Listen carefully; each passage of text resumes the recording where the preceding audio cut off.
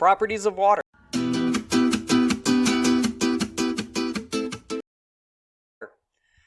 Looking back at Earth from space, an astronaut called it the blue planet, referring to the oceans of water that cover nearly 3/4 the Earth's surface. The very presence of liquid water tells a scientist that life may also be present on such a planet. Why should life itself be connected so strongly to something so ordinary that we often take it for granted? There is something very special about water and the role it plays in living things. How does the water structure of water contribute to its unique properties? Water is a polar molecule, so it is able to form multiple hydrogen bonds, which account for many of the water's special properties. Water is one of the few compounds found in a liquid state over most of the Earth's surface. Like other molecules, water, or H2O, is neutral. The positive charges on its 10 protons balance out the negative charges on its 10 electrons.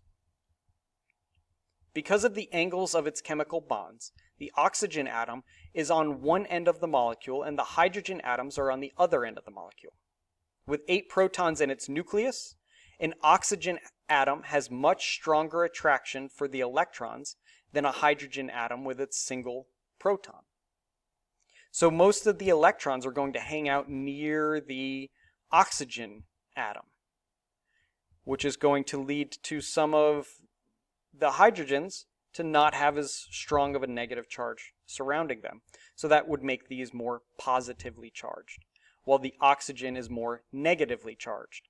Notice the plus and the minus. There's a greater probability of finding the shared electrons in water close to its oxygen atom than near its hydrogen atoms. As a result, the oxygen end of the molecule has a slight negative charge, and the hydrogen end of the molecule has a slight positive charge. A molecule in which the charges are unevenly distributed is said to be polar, because the molecule is a bit like a magnet with 2 poles. The charges on a polar molecule are written in parentheses, either negative or positive, to show they're weaker than the charges on ions, like sodium and chlorine, or chloride to be precise. Because of their partial positive and negative charges, polar molecules, like water, can attract each other. The attraction between a hydrogen atom on one water molecule and the oxygen atom on another is known as a hydrogen bond. So a bond is what is the stickiness, it's what keeps them together. So a hydrogen bond is the more negatively charged oxygen is going to be attracted to a hydrogen bond. It's a pretty weak attraction. It breaks rather easily as long as you add in enough energy. Like when you boil water, that is going to free this weak hydrogen bond. So there's also a bond that exists between the hydrogen and the oxygen, the covalent bond, in which the electrons are being shared. So the electrons are orbiting the hydrogen and the oxygen, and they're spending most of their time around the oxygen, so the oxygen has a greater negative charge because electrons are negative. So these two are sharing this electron, and this electron is going to hang out down here, so this is a negatively charged, and it's going to leave all of the hydrogen to be more positively charged. Well, the same thing's happening with this molecule here, so this negative charge here is attracted to the positive charge in a hydrogen bond. Water is able to form multiple hydrogen bonds, which accounts for many of its special properties. Hydrogen bonds are not as strong as covalent or ionic bonds, and they can form in other compounds besides water. Cohesion is an attraction between molecules of the same substance. Because a single water molecule may be involved in as many as 4 hydrogen bonds at the same time, water is extremely cohesive. Cohesion causes water molecules to be drawn together, which is why drops of water form beads on a smooth surface. Cohesion also produces surface tension, explaining why some insects and spiders can walk on top of a pond's surface. Adhesion is an attraction between molecules of different substances. So cohesion, together, you can think of that meaning the water has to be connected to something that shares the same properties. Cohesion. adhesion, you're adding up different types of molecules together.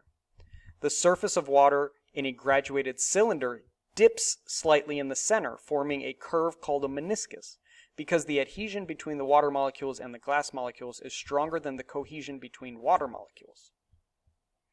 Adhesion between water and glass also causes water to rise in a narrow tube against the force of gravity. This effect is called capillary action. So the adhesion between the water and glass allows for that water to look like it's climbing up as it goes up in capillary action.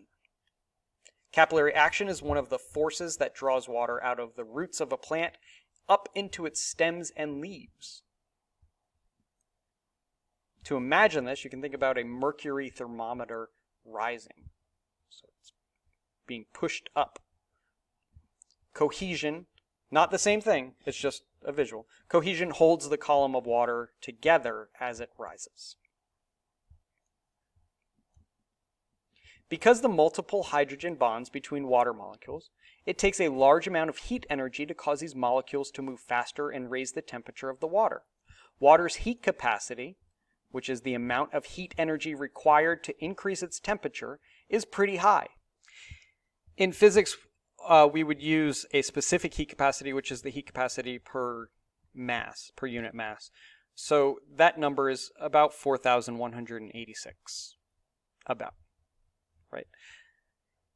Because that number is so high, large bodies of water, like oceans and lakes, absorb large amount of heat without the temperature changing all that much. This protects organisms living within from drastic changes in temperatures. So you may notice when you go to the beach, if you go to the beach in April, it's still pretty cold in that water.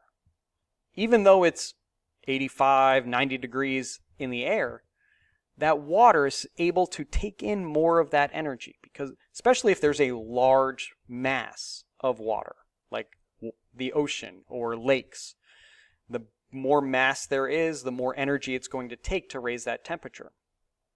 For the ocean, there's about a 3-week lag time. So if it hits 90 degrees regularly for 3 weeks, that's going to increase the water temperature a very large amount. So that water temperature starts to get that bathtub feel, and then you get the growth of organisms and all that other good stuff. At the cellular level, water absorbs the heat produced by cell processes, regulating the temperature of the cell.